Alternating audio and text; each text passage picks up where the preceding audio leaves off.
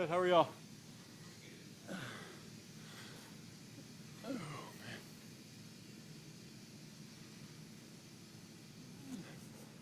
For Payne? Payne, obviously you get a lot more reps in this training camp. How much more comfortable do you feel? Clearly, Baker has a lot of trust in you. How does that? Yeah, really good.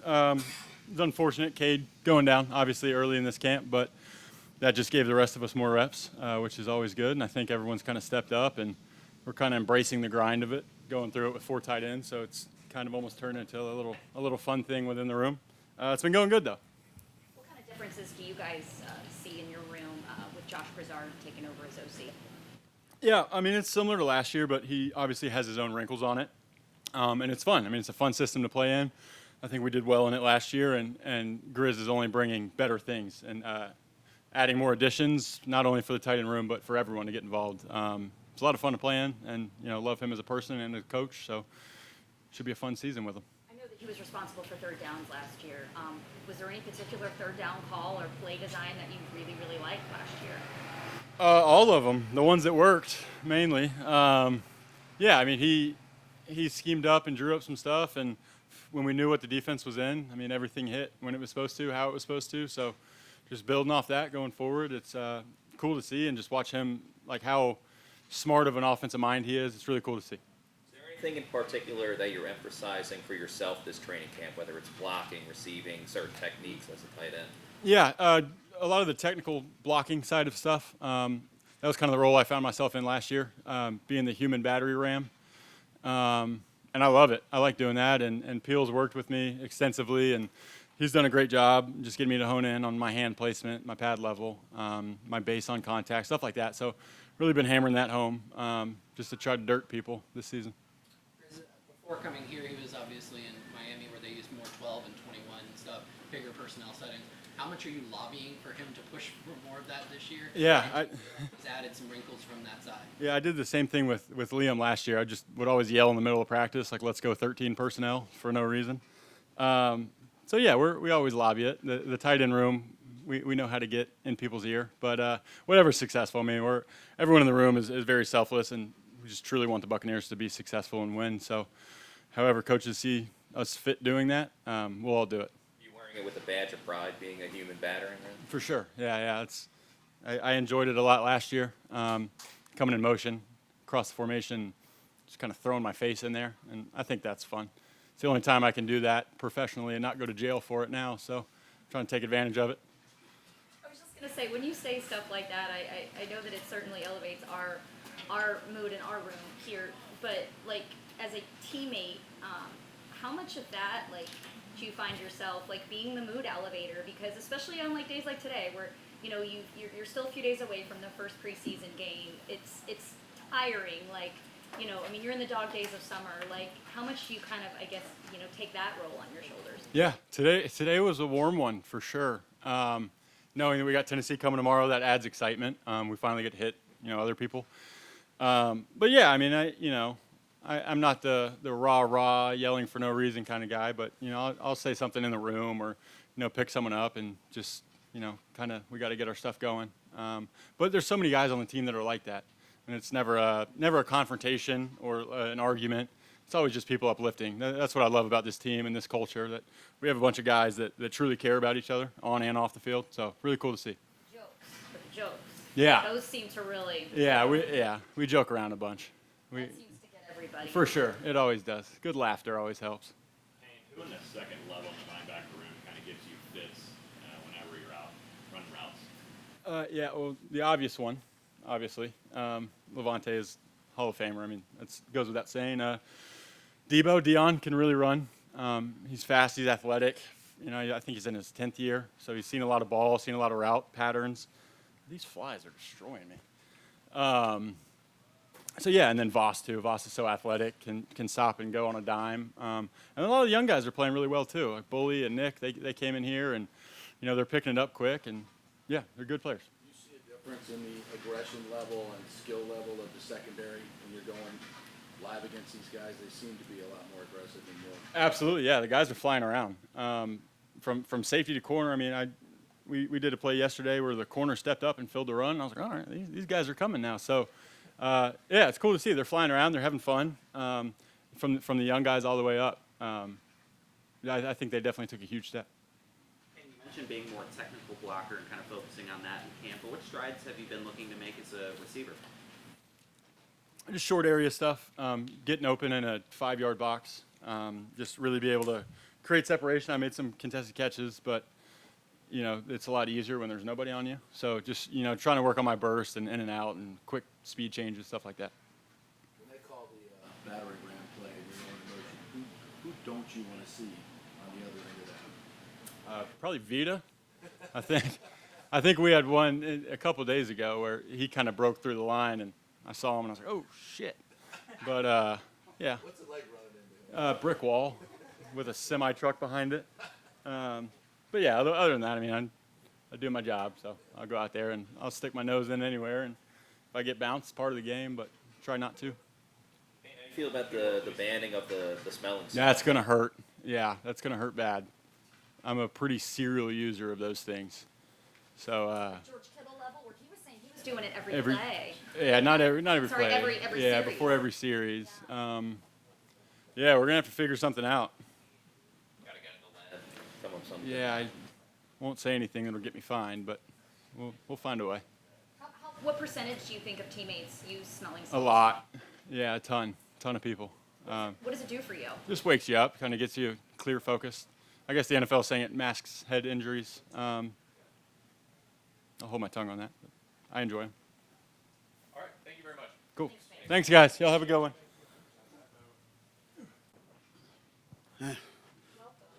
Hey, feels good to be back out, man. Flying around, enjoying this South Florida. Well, I'm not in South Florida anymore, but enjoying this Tampa heat. Getting back acclimated to playing in Florida after coaching and being in Detroit the last 2 years. Feels good though, man. So many familiar faces, from the coaching staff to the players to the executive office, and it just feels like I'm home. So I told a couple of the guys it finally happened. We've been flirting for years, the pre-draft process in 2020, and now in 2025, and I'm finally here. So I'm excited, man. Hey, take us through the process of just when you decided you want to come back and play again and not be coaching on the ball. It was always the plan for me. Even my team, down in South Florida at Miami Northwestern, they knew that, I would coach them throughout the season. And then if I had an opportunity to go back and play ball, I would go and do that. Just so happened that opportunity came a little sooner this year. And I get to do it in Florida. So I get to still, keep that relationship and the bond and that chemistry that I have with those guys down in Miami Northwestern, get to continue to be their coach as well. Told you're going to compete for the backup job?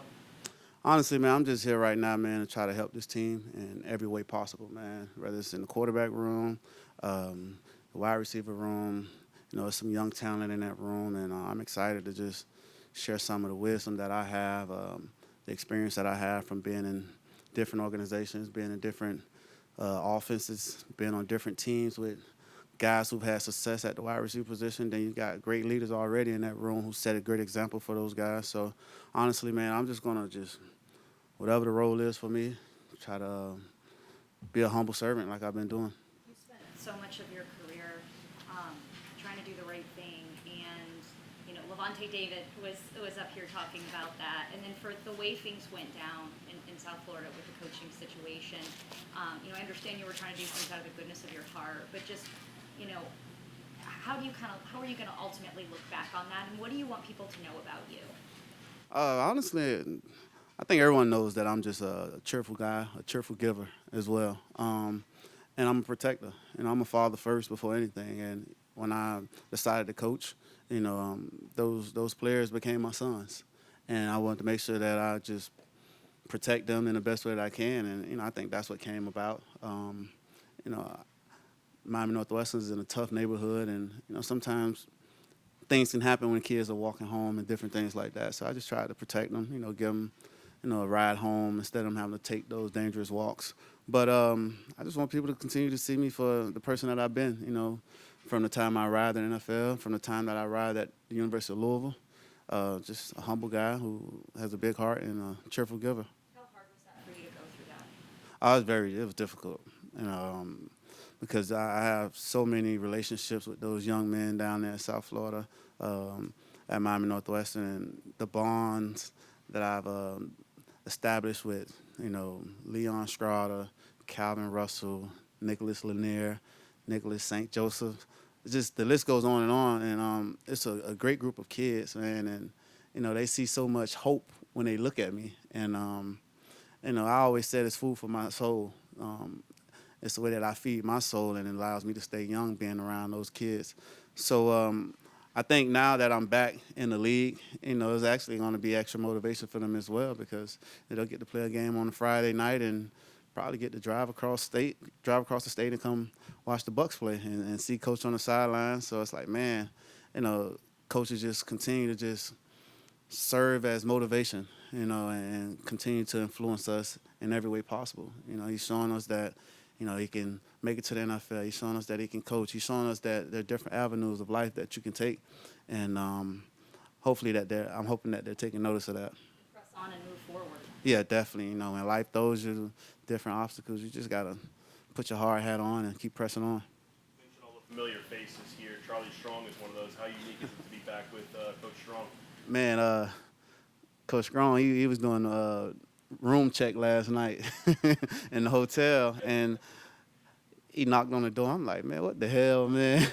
I said, man, this feels like the University of Louisville all over again. I thought I was an 18-year-old freshman again. And, you know, we laughed, and we was like, man, we just rewinded the clock. And it feels great, though, man. Even with Randy Shannon, he's hanging around here right now. He's someone who recruited me. I was committed to him when he was at the University of Miami. So many familiar faces, man. George Edwards, he was in Minnesota when I was there. The list goes on. Thad Lewis, he's a South Florida legend, you know, high lived Miami Lakes, had a successful career at Duke and in the NFL. So just, man, it feels like I'm home. You've had some very impressive and modern NFL offenses like with Ben Johnson's last year in Detroit. I know you haven't gotten a lot of time to dig into the offense here, but you know you have some experience with Josh Gazard back when you were in Miami in 2022. What are some of your first impressions looking at the offense, maybe taking a look at the playbook and how you think he's doing? Man, I didn't know that Grizz had all this knowledge, you know, and like the way he's just calling plays and dialing it up, you know, in those call-it periods because it's not scripted. And, you know, he's calling off the call sheet and it's flowing, and you watch practice, you see Bake making these awesome throws, man, and coaches calling these great runs and great play-action passes, different things. And it's like, man, what the hell was that, Grizz, you know, a couple of years ago? But, you know, that's how this business is. Sometimes, you know, some assistants have some of the best ideas, and, you know, some of the best head coaches in this league have been assistants. So I'm happy for Grizz, man, that he's been able to be a coordinator, showcases his knowledge, his understanding of the game, the depth of his mental. I'm excited for Bake, having an opportunity to work with Grizz and Thad as well. So I'm just looking forward to, man, every day coming here, being a pro. You mentioned a couple other times coming out of the draft, they obviously had you, and maybe if you'd have lasted just a few more spots, and then we all remember free agency, right? Yeah. Until Tom Brady shows up, you may be here instead of Carolina. What do you remember about all those close calls?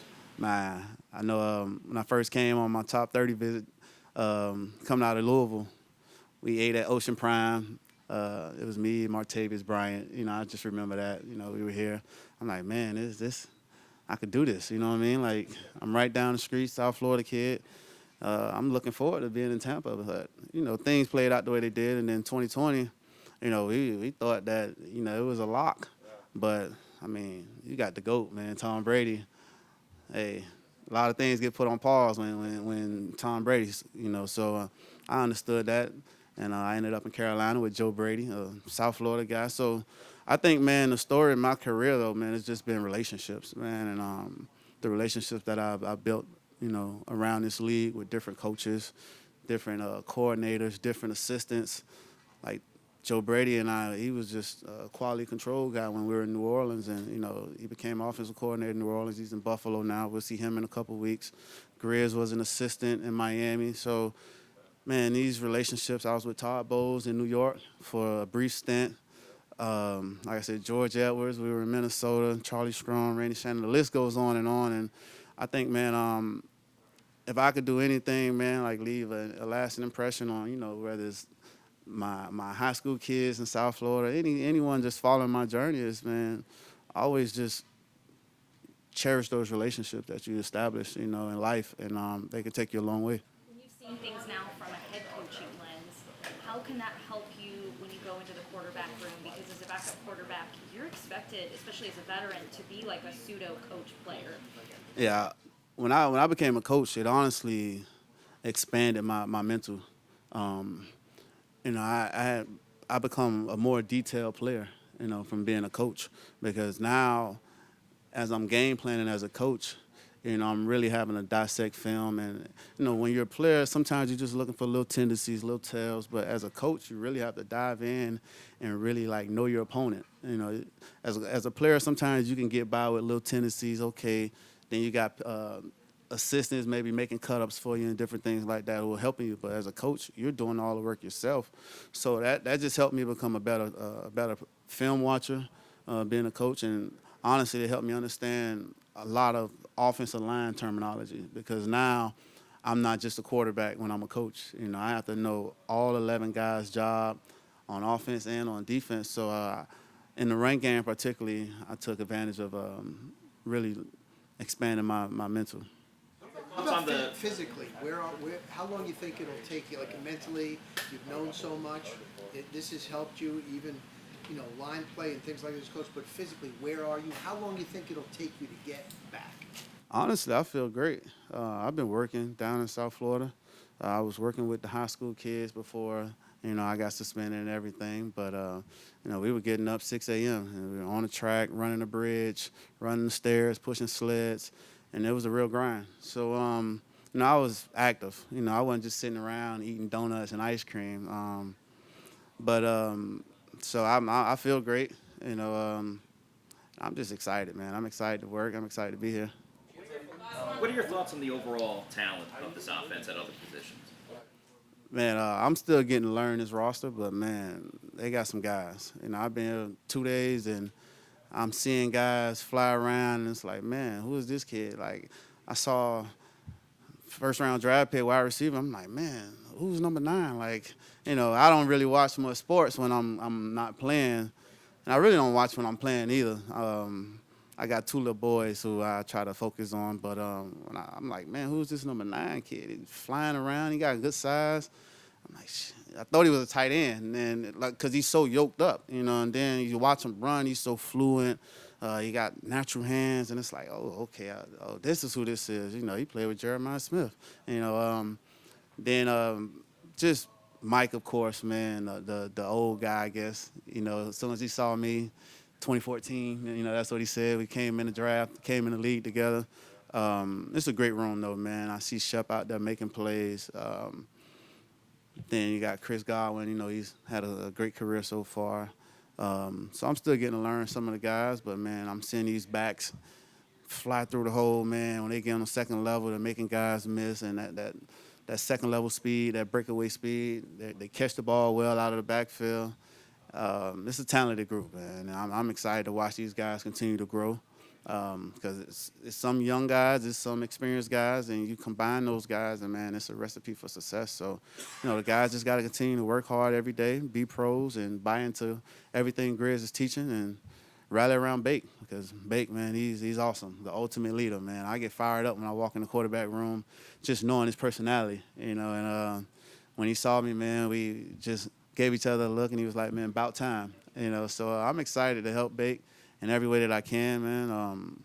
Be a second pair of eyes for him on the sideline, whether it's in practice, in the games, and, just be the best version of myself that I could be for myself and for the Tampa Bay Buccaneers. Are there any changes that you want to see within the Florida high school football landscape to where kids that need support can get that necessary support within the rules? Yeah, there are a lot of changes, you'd like to see. But,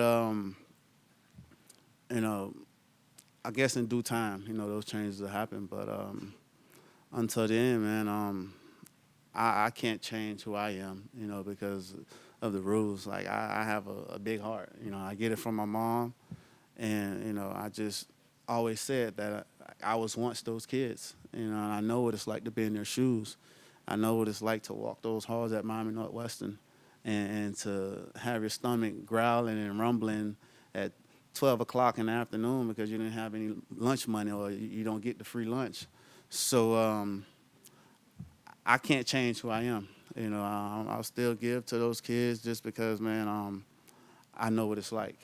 And I'll still give. Not only, when I say give, it's not even about money. You know, it's about my time and my presence, because a lot of times you see your idol on TV and it's like, man, I wonder what it's like to be that person. But when they see me in the flesh and they see how, you know, I'm an open-spirited person and I'm happy and I'm around them and they fit right in with me and I fit in with them, and it's just hope. And I live by calling myself the neighborhood hope dealer, and I'm hoping that I'm, you know, dealing hope to everyone back in South Florida and across the state of Florida. Thank you. Thank you. Guys. Good. Careful not to burn your feet. That's some of the tape.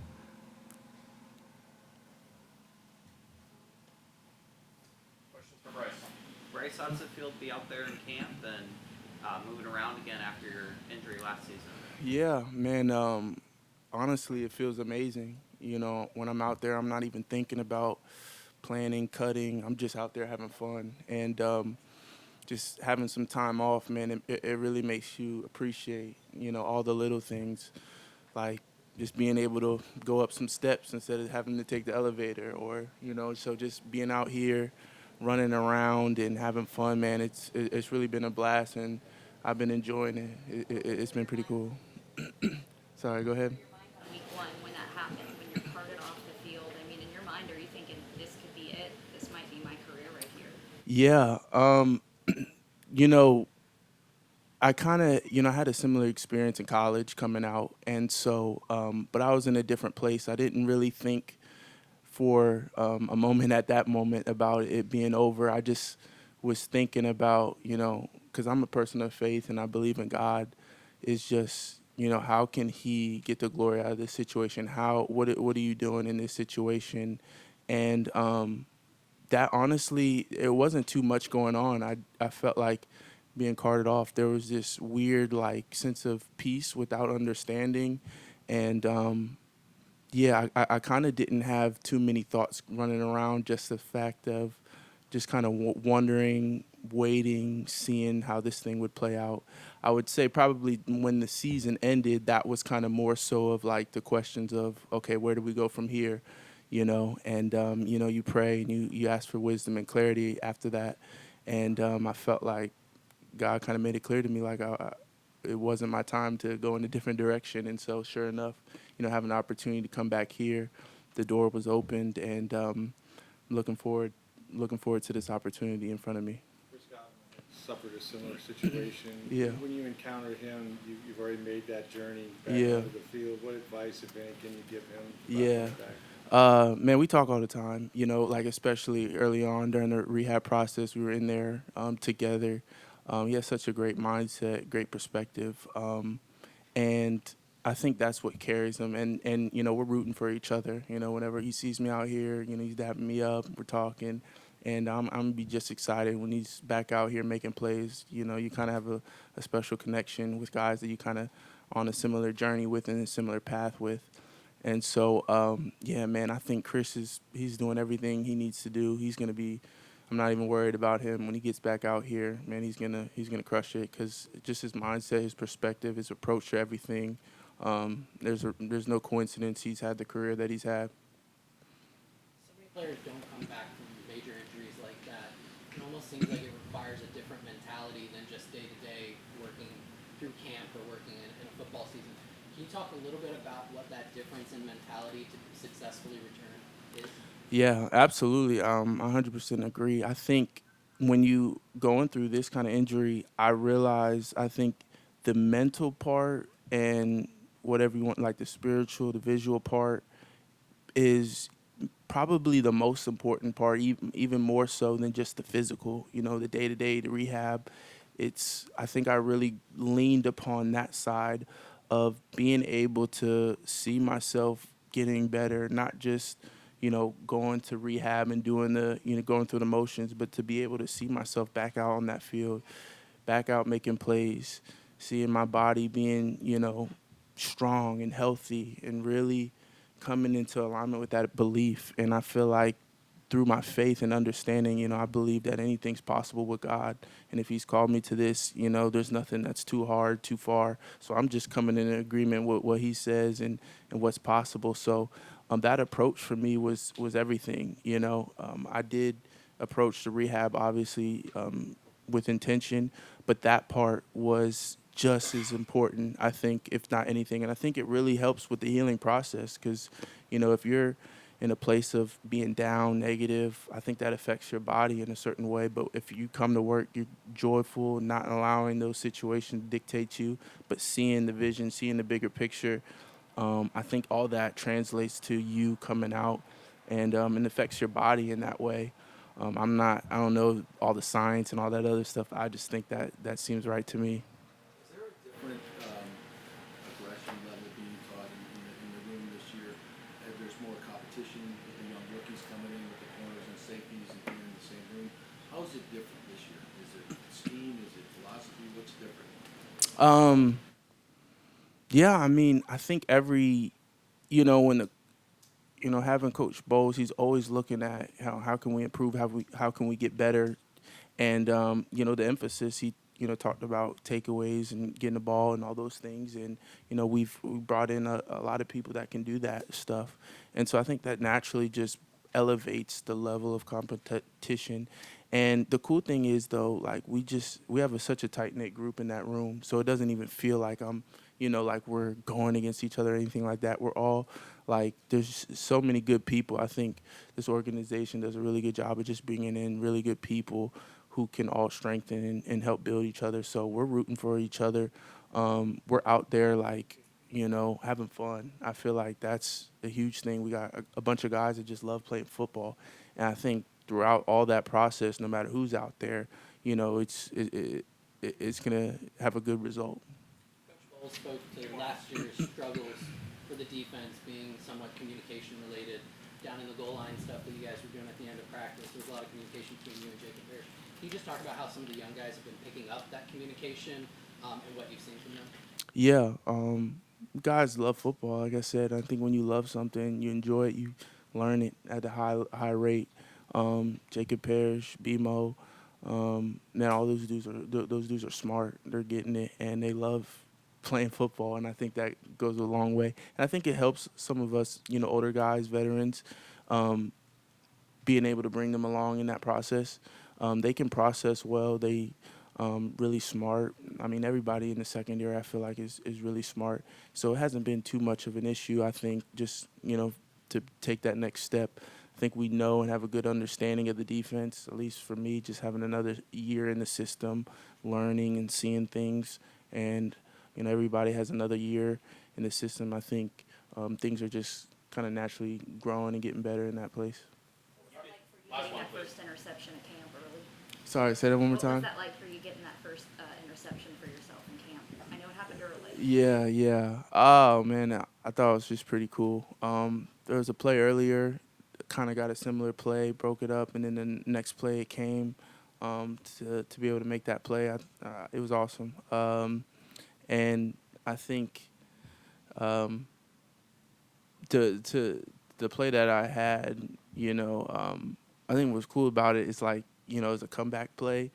And, it's funny because it's like, I'm coming back onto the field. So I just thought that was pretty funny. That's how it was cool. Nothing too special about it. That's just me personally. I just kind of like that play, being able to make a play on that kind of route, kind of extra significant, just something from me and God. I thought it was pretty cool to have a funny laugh about that. But other than that, it was just a cool play, just being able to do that. All right. Thank you very much. Yeah. We are going to have the informational session in the auditorium.